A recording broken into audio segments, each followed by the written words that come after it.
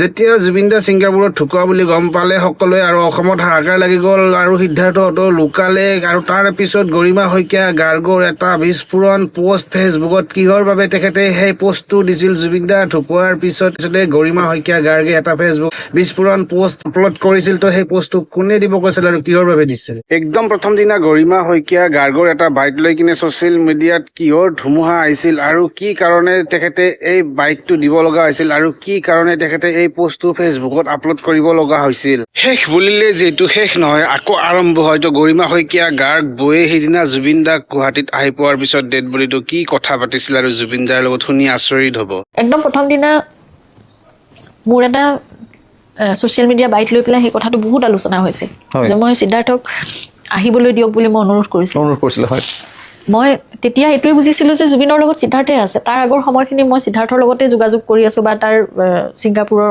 আছাম এছ'চিয়েশ্যনৰ এজনৰ লগত মোক কথা পতাই দিছিলে কাৰণ সিদ্ধাৰ্থ ইমান কান্দি আছে মই একো বুজা নাছিলোঁ কথাবোৰ তো মই ভাবিছোঁ কোনে আনিব জুবিনক মই মোক ছেডেটিভ দি শুৱাই দিছে মই পৰিস্থিতিবোৰ ল'ব পৰা নাই নিজে সাৰ পাইছোঁ মই ভাবিছোঁ গল্ডি কেতিয়া আহিব মই সেইটোৱে ভাবি আছোঁ যে কেতিয়া পাবহি মইতো দেখিব লাগে এতিয়া মই চাব লাগে কি হৈছিলে কি কথা পিছদিনা শনিবাৰ তাৰ পিছদিনা দেওবাৰ কৈছে সোমবাৰেহে আহি পাব ঘটনাটো হৈছে শুক্ৰবাৰে ইমান দিন কেনেকৈ মানে মোক কি কৰি থাকিব তেতিয়াহ'লে কেনেকৈ আহিব মই সেইটো কথাৰ কাৰণে এইটো কাৰণেই মই মানে আগপাছ মই ভবা নাই মই ভাবিছোঁ আনিব লাগিবতো সিদ্ধাৰ্থে কাৰণ সদায় ইয়াতো এনেকৈতো সিদ্ধাৰ্থে লৈ ফুৰে সিদ্ধাৰ্থৰ ওপৰতে সকলো কথা মেনেজ কৰে ডিপেণ্ড কৰে সেইবোৰ কথা ভাবিয়ে মই তেনেকৈ মই তেতিয়ালৈকেতো আমি এইবোৰ ভিডিঅ' দেখা নাছিলোঁ সেইবোৰ ভিডিঅ' ভণ্টিয়ে মই চাগে জুবিন আহিও গ'ল 21 তাৰিখে 23 তাৰিখে সোণাপুৰৰ গোটেই কামখিনিও হৈ গ'ল মই তাৰপিছতহে চাগে আমি দুজনীয়ে দেখিছোঁ তেতিয়াহে বুজিছোঁ যে মানুহজনক কিমান অৱহেলা কৰা হ'ল কিমান কষ্ট পালে মানুহজনে মানে আৰু মই এতিয়াও ভাবিলে মোৰ মানে বুকুখন নহয় গোটেই শৰীৰটো কঁপি উঠে যে মানুহজনে কিমান কষ্ট পালে তেওঁক CPR দিয়া হ'ল ৰিপছ ভাঙিলে এইবোৰ বহুত কথা ক'ব লাগিব নীলোৎপল ক'লে মানে মই আকৌ ভাগি পৰিম তাৰমানে কিন্তু আমি যাৰ ওপৰত ইমান ভৰসা কৰিছিলোঁ যাক বিশ্বাস কৰিছিলোঁ এতিয়া বহুত ডাঙৰ কথা হৈছে মই কাক বিশ্বাস কৰিম কেতিয়াবা তেনেকুৱা প্ৰশ্ন আহে কাক বিশ্বাস কৰিম মই এতিয়া পৃথিৱীখনে বেলেগ হৈ গ'ল দেখোন আমাৰ কাৰণে কিন্তু মোক জুবিনে মোক এইটোও কথা ঠিক যে সঁচা ৰূপবোৰ দেখুৱাই থৈ গ'ল মোক প্ৰটেক্ট কৰি থৈ গৈছে জুবিনে সিমানখিনিলৈকে মোৰ কাৰণে চিন্তা কৰিছে তাৰমানে তেওঁ কায়িকভাৱে নাই যদিও সেই আত্মাৰ শক্তিয়ে মোক কিন্তু প্ৰটেক্ট কৰি থৈ গৈছে সেই মানুহবোৰ আঁতৰাই থৈ গৈছে মোৰ ওচৰৰ পৰা যিটো আত্মিক সম্পৰ্কৰ কথা আপোনালোকে পাতিছিল জুবিনদাৰ জীৱিত কালত সেইটো কথাই মই ক'ম সেই মানুহখিনি আমাৰ ঘৰৰ মানুহখিনি তেওঁ নিজৰ মানুহখিনিৰ ওচৰৰ পৰা আঁতৰাই থৈ গৈছে আৰু সেই মানুহখিনি আমি মুখামুখিয়ে হ'ব লগা নহ'ল তাৰমানে এনেকুৱা ধৰণে আঁতৰাই থৈ গৈছে এই বহাগৰ সময়ছোৱাত যেনেকুৱা এটা পৰিৱেশে বিৰাজ কৰে আপোনালোকৰ ঘৰখনত আপোনালোকৰ কাহিলীপাৰা ঘৰখনত বা তাৰ পূৰ্বৰ জুবিনদাৰ খাৰঘুলিৰ ষ্টুডিঅ'ত বা শেহতীয়াকৈ জুবিনদাৰ যে ZD ষ্টুডিঅ' জোনালীৰ সেই ঘৰুৱা যি পৰিৱেশটো বহাগৰ সময়ৰ এইবাৰ বহাগৰ ৰং ৰহস্য নাই জুবিন গাৰ্গে আমাৰ মাজত নাই আপোনালোকৰ ঘৰখনৰ এই সময়খিনি কি ধৰণে পাৰ হৈছে কি ধৰণে আপোনালোকে কঠিন সময়খিনি পাৰ কৰিছে সেয়া গোটেই অসমেই অনুভৱ কৰিছে কিবা এটা শূন্যতা কিবা এটা নহয় চাৰিওফালে শূন্যতাই মাথো আৰু বহাগ বুলিয়ে নহয় যোৱা ছেপ্টেম্বৰৰ সেই অভিশপ্ত দিনটোৰ পৰা বহুকেইটা উৎসৱ পাৰ হৈছে আৰু প্ৰতিটো উৎসৱেই একেবাৰে সেমেকা এতিয়া বহাগৰ সময়ত যেতিয়া তোমাৰ প্ৰায় চ'ত মাহৰ শেষৰ ফালৰ পৰা আমাৰ প্ৰস্তুতি বহুত থাকে আমিও ব্যস্ত হৈ থাকোঁ আচলতে জুবিনে ব্যস্ত হ'ব লাগে কাৰণ অনুষ্ঠানবোৰ তেওঁৰ থাকে কিন্তু গোটেই টীমটোৱে তেওঁৰ বাদ্যযন্ত্ৰী শিল্পীসকল বা আমি যিহেতু গোটেইবোৰ এটা পৰিয়ালৰ দৰে আৰু আমাৰ শুভাকাংক্ষীসকল আমাৰ একেবাৰে ওচৰত থকা বন্ধু বান্ধৱীসকল সকলোৱে এইবাৰ এইটো গান গাব লাগে এবাৰ এইটো হ'ব লাগে এনেকুৱা প্ৰস্তুতি মানে ইমান উলহ মালহ মানে প্ৰতিটো কথাত এবাৰ জুবিনে এইটো গাব লাগে এবাৰ জুবিন দাই এইটো কৰিব লাগে এনেকুৱা হ'লে ভাল হয় আমিও ভাবি থাকোঁ তাৰপিছত ZG লাইভ বুলি এটা গ্ৰুপ আছে তাত আমি আলোচনা কৰি থাকোঁ যে এইবাৰ এইকেইটা গান এনেকৈ সোমোৱালে কেনেকুৱা হয় আমাৰ গান বাছোতে প্ৰায় কেতিয়াবা 30-40টা গান হৈ যায়গৈ মানে আমি নিজৰ ফালৰ পৰা আমি কৰি থাকোঁ তাৰপিছত মানে আচল সিদ্ধান্তটো জুবিনেই লৈ গৈ কিন্তু আমি নিজৰ ফালৰ পৰা কৰি থাকোঁ সেয়া 4 মাহমানৰ পৰা আৰম্ভ হয় আৰু মই তেওঁৰ কাৰণে যিহেতু অনুষ্ঠান থাকে 30-40খনমানটো অনুষ্ঠান অতি কমেও থাকে গতিকে সেইমতে কাপোৰ কিনা আৰম্ভ কৰোঁ, চিলোৱা আৰম্ভ কৰোঁ বা কিনিবলৈ আৰম্ভ কৰোঁ, জুৱেলাৰিজ তেনেকৈ। আৰু যিহেতু মানুহজন খুব ফেশ্বনেবল, অলপ আচৰিত ধৰণৰ বস্তুবোৰো তেওঁ মানে ব্যতিক্ৰমী বস্তুবোৰ পিন্ধি বা তেওঁ তেনেকৈ ষ্টাইল কৰি ভাল পায়। কিবা অনলাইন দেখিলোঁ মই মানে সেইবোৰ সংগ্ৰহ কৰাত লাগি যাওঁ। তাৰপিছত 1.5-2 মাহৰ যিহেতু এটা প্ৰস্তুতি থাকে, গোটেই অসমখন ইমূৰৰ পৰা সিমূৰলৈ আমি ঘূৰি ফুৰোঁ। তাৰ উপৰি 2টামান বাহিৰৰ প্ৰগ্ৰেমো থাকে আৰম্ভণিতে। গতিকে সেইখিনি লৈ অসম এছ'চিয়েশ্যন তেওঁলোকে মানে তেনেকৈ আয়োজন কৰে। গতিকে সেইখিনি হৈ যোৱাৰ পিছত 12-13 তাৰিখ মানৰ পৰাতো অসমত আমাৰ একদম একেলেঠাৰিয়ে আমি গোটেই অসমখন ঘূৰি ফুৰোঁ। গতিকে সেই মানে তোমাৰ ইমান এটা উৎসাহ থাকে। এইবাৰ সকলো শূন্য, ইমান নিস্তব্ধতা, মানে সহ্য কৰিবলৈ বহুত কষ্ট। আৰু বিহুৰ সেই সময়খিনিত সকলোৱেতো লিখিও আছে, ছ'চিয়েল মিডিয়াতে হওক সকলোৱে কৈ আছে। আৰু মই মানে বহুত দিনৰ পৰা আচলতে মোৰ কি হৈছে, যোৱা 7 মাহ ধৰি মই তেওঁৰ প্ৰথম ইমান এনেকৈ ভবা নাছিলোঁ যে মই ভাবিছিলোঁ যে সংগীতে মোৰ এটা সময়ত গৈ শক্তি হ'ব। মই জুবিনৰ সংগীতৰ লগত তেওঁৰ সৃষ্টিৰাজিৰ মাজত মই থাকি যাম আৰু। কিন্তু মই আজি যোৱা 7 মাহে গানেই শুনিব পৰা নাই তেওঁৰ, যিটো মোৰ আটাইতকৈ ডাঙৰ শক্তি হ'ব লাগে। সেই শক্তি মই হেৰুৱাইছোঁ মানে। আৰু সংগীত অবিহনে জুবিন কেনেকৈ হ'ব পাৰে? মই যদি তেওঁক বিচাৰিও থাকোঁ আৰু মই তেওঁৰ গান শুনিব নোৱাৰোঁ, তেতিয়াহ'লে সেই একেবাৰে দুটা বেলেগ পথত মই মানে নিজে নিজৰ মাজত এটা কনফিউজনত জীয়াই আছোঁ। তেনেকুৱা হৈ আছে মোৰ সময়বোৰ। তাৰপিছত ক'ৰবাত গান বাজিলেও মই মানে শুনিব নোৱাৰোঁ। মই দুৱাৰ খিৰিকী বন্ধ কৰি দিওঁ, নহ'লে বা মই ঘৰখনৰ পৰা ওলাই গুচি যাব লগা হয়। তেনেকুৱা হয়। মই ইমানেই মোৰ কষ্ট হয়। আৰু মই ইমান মানসিকভাৱে মোৰ মানে মই জনা নাছিলোঁ মানুহৰ মেণ্টেল হেল্থটোৱে ইমান বেছি প্ৰভাৱ পেলাই জীয়াই থকাত। ইমান পেনিক এটেক, ইমান ছাফোকেশ্যন, ইমান কষ্ট মই যোৱা 7 মাহত পাইছোঁ। বাৰে বাৰে হস্পিটেলাইজ হ'ব লগা অৱস্থা। মই নিজকে কেতিয়াও ভবা নাছিলোঁ মই এনেকুৱা মানে মোৰ ভিতৰত এনেকুৱা দুৰ্বলতা আহিব বুলি কেতিয়াবা। কাৰণ মই ইমান পজিটিভ এজনী মানুহ। আৰু জুবিনৰ লগত থাকি মই তেনেকৈ শিকিছিলোঁ যে সকলো বস্তু খুব পজিটিভ। মই হাঁহি থাকি ভাল পাওঁ, সকলো কথা পজিটিভলি লৈ ভাল পাওঁ, কাৰণ এজন বিৰাট পজিটিভ মানুহৰ লগত মই আছিলোঁ। গোটেই কথাবোৰ সলনি হৈ গ'ল। নিজৰ মাজৰ সেই পৰিৱৰ্তনবোৰ মই বুজি নোপোৱা হৈ গ'ল। নিজক চিনি নোপোৱা নিচিনা হৈ গ'ল। নিজৰ লগত নিজে অচিনাকি হৈ গ'লোঁ, মোৰ পৃথিৱীখনৰ লগত মই। তাৰপিছত বিহু যেতিয়া আহিলে মই খুব ভয় খাইছোঁ। মই ভাবিছোঁ কেনেকৈ মই জীয়াই থাকিম? চাৰিওফালেতো জুবিনৰ গান বাজিব, নাহৰ বুলি চিঞৰিব, চাৰিওফালে বিহু আহিব, অনুষ্ঠানবোৰ হ'ব। মই ক'ত থাকিম? মানে মই কেনেকৈ অসমখনৰ পৰা পলাম? মই তেওঁৰ লগত সদায় কথা পাতোঁ, তেওঁক মই সদায় কওঁ। আৰু প্ৰথম দিনাখনো মই গৰু বিহুৰ দিনাখন তেওঁক যেতিয়া জুবিন ক্ষেত্ৰত মানে বহাগৰ 1 তাৰিখে আছিলে, তেওঁ 7মহীয়া তিথিটো পৰিছিল। সেইকাৰণে আমি কি কৰিলোঁ, ঘৰৰ সকলোৱে মিলি আমি ভাবিলোঁ, বা ফেন ক্লাব বা বন্ধু বান্ধৱ যিখিনি গৈছে আৰু আমি ভাবিলোঁ যে গৰু বিহুৰ দিনাখনে আমি তেওঁলৈ জলপান এভাগ আগবঢ়াই আহোঁ, তাত সেৱাটো কৰি আহোঁগৈ সোনকালে। তেনেকৈ গ'লোঁ। সেই দিনটো মোৰ কাৰণে মানে বহুত কষ্টৰ দিন এটা আছিল। মই বহুত বেয়াকৈ ভাগি পৰিছোঁ।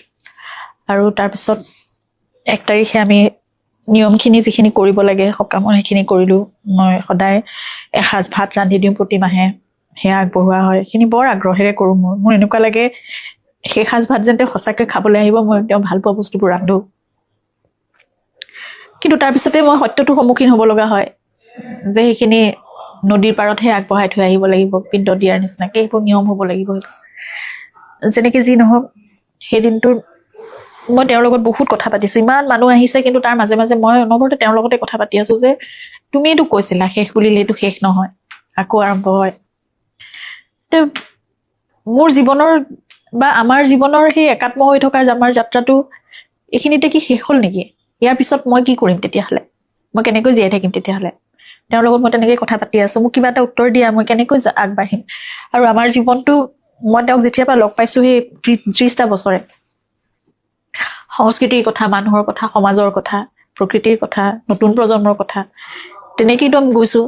সকলো সৃষ্টিমুখী, সকলো সমাজমুখী এটা জীৱনলৈ মই জীয়াই আছোঁ। সেইদিনাখনে তেতিয়া এনেকৈ হঠাৎ এটা উত্তৰ যেন আহিল। লতাশিলত যন্ত্ৰ, জুবিনৰ গোটেই বেণ্ডটো, তেওঁ বাদ্যযন্ত্ৰী শিল্পীসকল। মই সেই ছেপ্টেম্বৰ মাহতে তেওঁলোক যেতিয়া আহি আছিল ঘৰলৈ, তেতিয়াই মই তেওঁলোকক এটা অনুৰোধ কৰিছিলোঁ যে তোমালোক সদায় আমি যেনেকে এটা পৰিয়াল হৈ আছো এই পৰিয়ালটো কেতিয়াও যাতে ভাঙি নাযায় আমি যাতে সদায় থাকো একেলগে তোমালোকক যাতে মই সদায় একেলগে যেনেকে পাইছিলো আগতেও তেনেকে যাতে মই পাব পাৰো নহলে মোৰ চব হেৰাই যাব তাৰমানে আৰু তেওঁলোকেও মোৰ কথা মানি বুলিয়ে মই নকওঁ তেওঁলোকেও তেনেকেই বিচাৰিছিল আচলতে ভিতৰৰ পৰা নিজৰ অন্তৰৰ পৰা সেইকাৰণে তেওঁলোকে যন্ত্ৰ বেণ্ডটো তেওঁলোকে এতিয়া মানে সেইটো তেওঁলোকে গঢ় দিলে তেওঁলোকে নিজে ৰিহাৰ্চেল কৰিলে ওলাই গৈছে আৰু বহুত সমাদৃত হৈছে এতিয়া মানুহৰ মাজত জুবিনক ট্ৰিবিউট কৰি সকলোবোৰ তেওঁলোকে অনুষ্ঠান এনেকে ইমান ধুনীয়াকৈ ডিজাইনটো কৰি লৈছে প্ৰথম আৰম্ভণিটোতে যেন জুবিনৰ গোটেই সত্তাটোক আনি পেলাই তেওঁলোকে মঞ্চখনত প্ৰথমতে মানে সংস্থাপন কৰি লয় তাৰপিছতহে তেওঁলোকে আৰম্ভ কৰে তেনেকুৱা ধৰণে তাৰপিছত ভণ্টি মমন পামি আৰু মই আমি কথা পাতিলো যে আমি যন্ত্ৰটো চাবলৈ যাবই লাগিব আৰু লতাশিল বিহুৰ পৰা মোক আচলতে আমন্ত্ৰণো জনাইছিল ৰাজা বিষয়া ডাঙৰীয়া তেওঁলোকে নিজে আহি মোক নিমন্ত্ৰণ জনাইছিল গতিকে সেইদিনাখনে মিলি গ'ল তেওঁলোকৰো প্ৰগ্ৰেম আছিল প্ৰথম দিনা মই নগ'লো বাৰু কিন্তু সেইদিনাখন লতাশিল বিহুত প্ৰথম গ'লো যন্ত্ৰৰ লগত মই জুবিনক পাম বুলিয়ে গৈছো তাত মই জানো তেওঁলোকৰ মাজত জুবিন থাকিবই মই সেই বিশ্বাসেৰে গৈছো আৰু সঁচাকৈয়ে তেওঁলোকে মোক এনেকৈ মানে লৈ গৈছে যে গাড়ীখনো মই জুবিনৰ প্ৰগ্ৰেমত গ'লে যেনেকৈ সোমোৱা হয় তেনেকৈ গৈছো পিছফালৰ পৰা মঞ্চৰে তেওঁলোকে মোক উঠাই আনি মই যেনেকৈ তেওঁলোকৰ পিছফালে বহোঁ ৰাজাৰ পিছফালে মই সাধাৰণতে বহোঁ সেই জেগাখিনি তুমিতো পাইছাই যোৱা বছৰ তোমালোকৰ কলাগাঁৱতো আমি প্ৰগ্ৰেম কৰিছোঁ গৈ একেলগে আমি গোটেই ৰাতিটো আছো জুবিনৰ মানে অনুষ্ঠান আমি একেলগে আছো তো তেনেকেই মোক বহাইছেগৈ তাৰপিছত আৰম্ভ কৰিছে সন্মান জনাই জুবিনৰ প্ৰতি মোৰ এনেকুৱা লাগিছে গাই আছে ৰূপমে মই প্ৰথমতে যেতিয়া তোমাক দেখা পালে সপোন জাগি উঠে বুলি মন যায় গীতটো আৰম্ভ কৰিছে মানে মই কান্দনত মই ভণ্টি আমি সকলো কান্দনত ভাগি পৰিছো দে প্ৰথমতে মই পৰা নাই মই গান শুনিব যিহেতু পৰা নাছিলো কিন্তু লাহে মই নাজানো কেলে এনেকুৱা লাগিলে মঞ্চখনত সেই নটিশ্যন ষ্টেণ্ডালৰ সন্মুখত মাইক্ৰফোনটোৰ সন্মুখত জুবিনে আছে জুবিনে গাই আছে তাত সম্পূৰ্ণ মই জুবিনৰ গোটেই সত্তাটো অস্তিত্বটো মই সম্পূৰ্ণ অনুভৱ কৰিছো মানে মই অকল তেওঁক চুব পৰা নাই মই স্বচক্ষে তেওঁক দেখা নাই কিন্তু গোটেই সত্তাটো মই তেওঁক অনুভৱ কৰি আছো আৰু মই লাহে লাহে কষ্ট কৰি হলেও মই 4-5টা গান শুনিলো মই সেইদিনা গাই আছে ৰূপমে কিন্তু জুবিনৰ গীতবোৰে মই শুনিব পাৰিলো সেইদিনাখন কেনেকে পাৰিলো কেনেকে শক্তি দিলে সেইখিনি জুবিনে মই নাজানো জুবিন দা গুচি যোৱাৰ দিন ধৰি আপুনি লতাশিল বিহুখনলৈ জুবিন দাৰ গান শুনিব পৰাই নাছিলে নাছিলো 1 মিনিট 1.5 মিনিট মান শুনিলো মোৰ মানে একদম গাত কঁপনি উঠে মোৰ পেনিক এটেক আহে মোৰ বহুত সমস্যা হয় মানে কিন্তু সেইদিনাখন মই শুনিলো মোক আনকি ডক্টৰেও মোক যি মোৰ এতিয়া সাইকলজিকেল মোৰ সেশনছ মই কৰি আছো তেওঁলোকে মোক সেইটোৱে হেৰি কৰিছিলে যে যিবোৰ গানৰ লগত তোমাৰ অকমান এটেচমেণ্ট কম তেনেকুৱা গানে তুমি শুনিবলৈ চেষ্টা কৰা 1 মিনিট 2 মিনিট 3 মিনিট লাহে লাহে তেনেকে বঢ়াব লাগিব কাৰণ জুবিনৰ সংগীতৰ লগত জুবিনৰ স্মৃতিৰ লগতেতো তুমি জীয়াই থাকিব লাগিব সেইখিনি এভইড কৰিতো তুমি নোৱাৰা গতিকে সেই কথাবোৰ কিন্তু সেইদিনা মই দেখিলো জুবিনে শক্তিটো দিলে নে কি মই 3-4টা গান দেখোন মই শুনিলো সেইদিনাখন শুনিলো মই কষ্ট প্ৰথমতে পালো যদিও কিন্তু লাহে লাহে মই একদম এনেকুৱা লাগিল মই জুবিনৰ লগত থাকি জুবিনৰ মঞ্চখনত বহিয়ে তেওঁ পৰিবেশন কৰা গীতে মই শুনিলো তেওঁৰ অনুষ্ঠানতে মই জানাছিলো মানুহৰ মাজলৈ গৈ মই দুখাৰ কথা ক'বলৈও সেইদিনা মই সাহস কৰিছো হাতত মাইক্ৰফোনটো লৈ মঞ্চত উঠি কাৰণ ইমান দিনে মই পৰা নাছিলো মানুহৰ মাজলৈ ওলাই যাব মই কলো এভইড কৰি আছিলো নিজে সোমাই আছিলো একদম যেন এটা গুহাৰ মাজত নিজে সোমাই থাকিম এনেকুৱা লাগে মোৰ মানে মই সকলোৰ পৰা লুকাই যেন মই থাকিম কিন্তু সেইদিনা মই বেলেগ এটা সাহস পালো আৰু নাজানো সেয়া মোক জুবিনে চাগে উলিয়াই দিলে উলিয়াই লৈ গ'ল মানে যে সেই উত্তৰটো যেন মই নিজে পাইছো যে প্ৰতিজন মানুহৰ মাজততো জুবিন আছে তেওঁ যেন কৈছে যে মই প্ৰতিজন মানুহৰ মাজতেতো মই আছো প্ৰতিজন অসমীয়াৰ মাজত আৰু তুমি মোক বিচাৰিবলৈ হলে তেওঁলোকৰ মাজলৈ মানে যাব লাগিব কিমান ঐশ্বৰিক অনুভৱ সেই উত্তৰ মই সেইদিনাখন তেনেকেই পালো চাগে আৰু সেইকাৰণে মই দ্বিতীয়বাৰৰ কাৰণে আকৌ জুবলিৰ মঞ্চত মালিগাঁৱত আপোনাক সকলোৱে দেখিছে সেইদিনা আপুনি গীতো পৰিৱেশন কৰিছে আপুনি কবিতা পাঠো কৰিছে আপোনাৰ সেই অনুভৱটো কেনেকুৱা এটা সময়ত জুবলি বা জুবিন দা একেলগে গাইছিলে জুবলি যিটো জুতি অসমৰ চাগে আটাইতকৈ জনপ্ৰিয় এটা জুতি সেইটো সদায় খোদিত হৈ থাকিব অসমৰ সাংস্কৃতিক ইতিহাসত বা অসমৰ সমাজ জীৱনৰ ইতিহাসত জুবিন দা নাই জুবলি বাই গাই আছে জুবিন দাৰ ঠাইত কিন্তু সেইদিনা আপুনি আছিলে জুবলি বাৰ লগত গাই আছিলে আপুনি মই মানে এই জুবিন নাই কথাটো মই ভাবিব নিবিচাৰোৱে আগৰ পৰা মই চেষ্টা কৰি আছো জুবিন নাই কিন্তু ৰাতিপুৱাই শুই সাৰ পায়ে মই সেই আচলতে সত্যটোৰ সন্মুখীন যে হ'ব লগা হয় তাৰপিছতে গোটেই দিনটো মোৰ অসহ্যকৰ হয় বা মই মানে মানি ল'বলৈ টান পোৱা এটা কথাৰ লগত অন্তৰ্দ্বন্দ্ব এটাত মই ভুগি থাকিব লগা হয় কিন্তু তথাপিতো এই কথাটো শুনি থাকিবলৈ খুব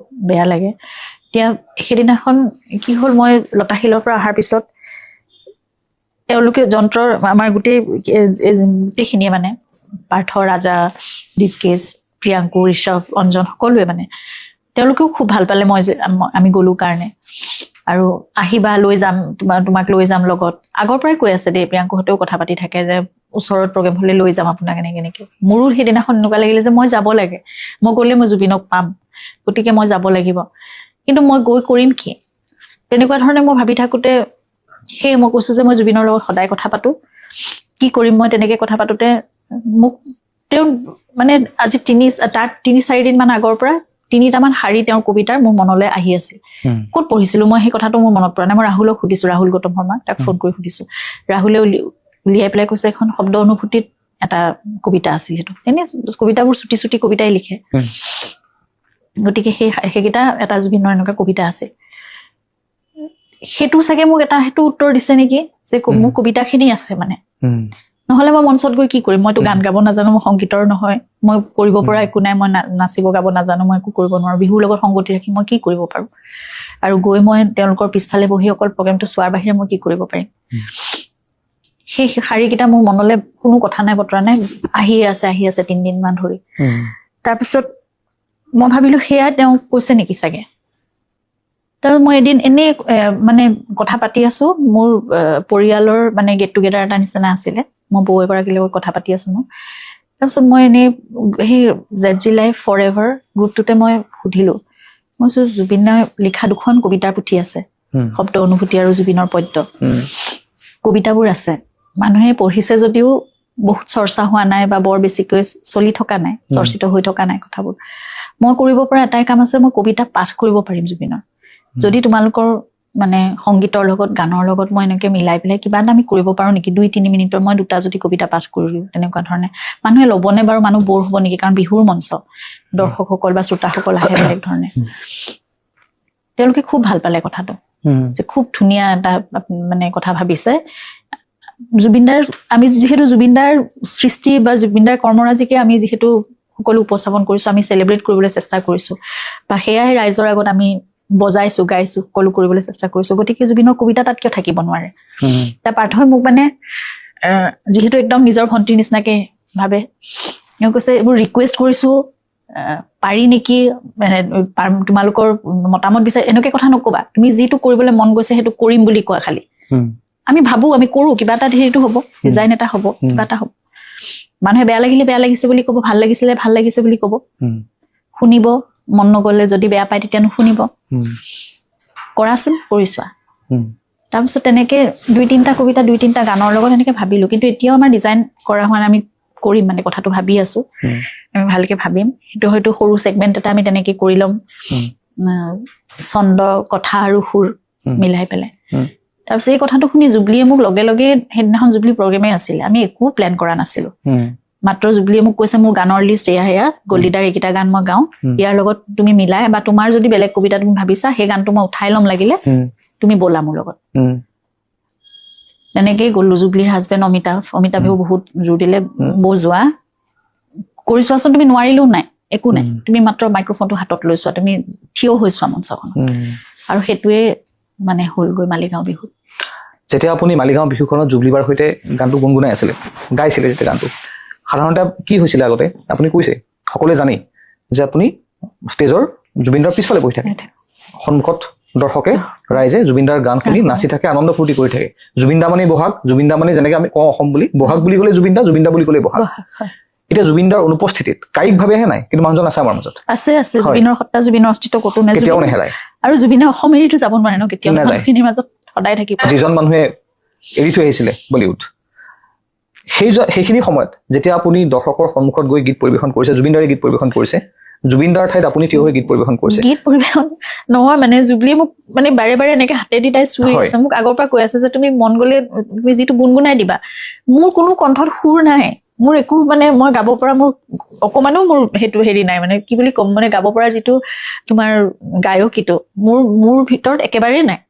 মই মাত্ৰ তেওঁকহে গুণগুণাইছো। সকলোৱে যেনেকে আমি শুনিলে শ্ৰোতাই যেনেকে লগে লগে আমি গাই থাকো, সুৰ থাকক নাথাকক, জুবিনৰ প্ৰতিটো সুৰটো আমি গুণগুণাও ন সকলোৱে। মই সেয়া যেনেকে জুবিনে কয় যে এই মঞ্চখন তেওঁৰ 30 বছৰ ধৰি তেওঁৰ ঘৰ হৈ আছে, মই তেওঁৰ ঘৰখনকহে অনুভৱ কৰিছোঁ মানে তেতিয়া। সেইখিনি সময়ত সন্মুখত যেতিয়া হাজাৰ হাজাৰ মানুহ আছিলে আপুনি কি বিচাৰি পাইছিলে মানুহখিনিৰ মাজত? মানুহখিনি কেনেকুৱা লাগিছিলে আপোনাৰ তেতিয়া? মই বিচাৰি গৈছিলোঁ প্ৰতিজন দৰ্শকৰ মাজত, যিহেতু অকণমান অকণমান হ'লেও জুবিন আছে, গতিকে মই জুবিনক বিচাৰি পাম তেওঁলোকৰ মাজত। কিন্তু তাত গৈ মই এটা অনুভৱ কৰিলোঁ যে মই যেতিয়া মঞ্চখনত থিয় হৈছোঁ, সকলোৱে লতাশিল বিহুটো দেই, থিয় হোৱাৰ লগে লগে জয় জুবিন দা তেওঁৰ নামটো উচ্চাৰিত হোৱাৰ লগে লগে তাৰমানে যেতিয়াই ঘোষিকাই তেওঁৰ নামটো উচ্চাৰণ কৰিছে বা মই গৈছোঁ বুলি তেওঁলোকে গম পাইছে, এনেকুৱা হৈছে মানে জুবিনক যেন তেওঁলোকে সন্মুখত পাইছে, সকলোৱে যেন এনেকুৱা এটা ঘোষণা শুনিছে যে জুবিন গাৰ্গ আহি আমাৰ মাজত উপস্থিত হৈছে। এনেকুৱা ধৰণৰ এটা মানে তেওঁলোকৰ ভিতৰত উৎসাহ বা বিশ্বাস কি আহিছে নাজানো, সকলোৱে জুবিন দা জয় জুবিন দা এনেকুৱা ধৰণৰ ধ্বনি, এনেকুৱা ধৰণৰ মানে নিজৰ উল্লাস বা এনেকুৱা অনুভৱ এটা তেওঁলোকৰ মাজত মই দেখিলোঁ। সেইটো মানে আমাৰ দুয়ো পক্ষৰ মাজৰ পৰা এনেকুৱা হ'ল যে দৰ্শকে চাগে মোৰ মাজত অকণমান হ'লেও জুবিন ক'ৰবাত দেখা পালে, আৰু মই তেওঁলোকৰ মাজত সম্পূৰ্ণ জুবিনক মই পাইছোঁ মানে। আৰু সেইকাৰণে বাৰে বাৰে এতিয়া মোৰ মানে ভাল লাগিছে যে মই এনেকুৱা মোক জুবিনে এটা ৰাস্তা দেখুৱাই গ'ল বা এনেকুৱা এটা যিটো তুমি ক'ব পাৰা ডেষ্টিনেশ্যন দেখুৱাইছে যে তাতে তুমি মোক পাবা, এই মানুহবোৰৰ মাজত তুমি মোক পাবা। অকল মঞ্চখন বুলিয়ে নহয়, তুমি যেতিয়া ওলাই যাবা মানুহৰ মাজলৈ, যেতিয়া অসমৰ গীত মাতৰ কথা, সংস্কৃতিৰ কথা, সৃষ্টিমুখী কথা এটা হ'ব, যেতিয়া প্ৰকৃতিৰ কথা হ'ব, মানুহৰ কথা হ'ব, পৃথিৱীৰ কথা, অসমখনৰ কথা হ'ব, তাতে তুমি মোক পাবা মানে। মোক যেন তেনেকুৱা এটা প্ৰতিগৰাকী মানুহৰ মাজত ঘৰত বহি চকু লুবুৱাই থাকে, কান্দি থাকিলে তাত তুমি মোক নোপোৱা, মোক যেন তেনেকে কৈছে মানে। আৰু মই এটা নতুন শক্তি পাইছোঁ সেইকাৰণে। আজি মই কথাখিনি কওঁতে মোৰ অকণমান কিন্তু মই আৱেগিক হৈছোঁ, মোৰ চকু পানী ওলাইছে, মই ৰখাব পৰা নাই। কিন্তু তথাপিতো মোৰ ভিতৰত নোহোৱা, আগতে মই অনুভৱ নকৰা শক্তি এটা মই এইবাৰ বিহুত মই অনুভৱ কৰিছোঁ। কিন্তু এইকেইদিনত মোক বেলেগ ধৰণে এটা উত্তৰ দিছে জুবিনে যে তুমি যোৱা। আমাৰ ভিডিঅ'টো চাই কেনেকুৱা পালে কমেণ্ট বক্সত জনাব। যদি মোৰ পেজত নতুনকৈ আহিছে পেজটো ফ'ল' কৰিব, যদি মোৰ ইউটিউব চেনেলত নতুনকৈ আহিছে চেনেলটো মোৰ ছাবস্ক্ৰাইব কৰিব। জয় অসম, জয় জুবিন দা, ধন্যবাদ।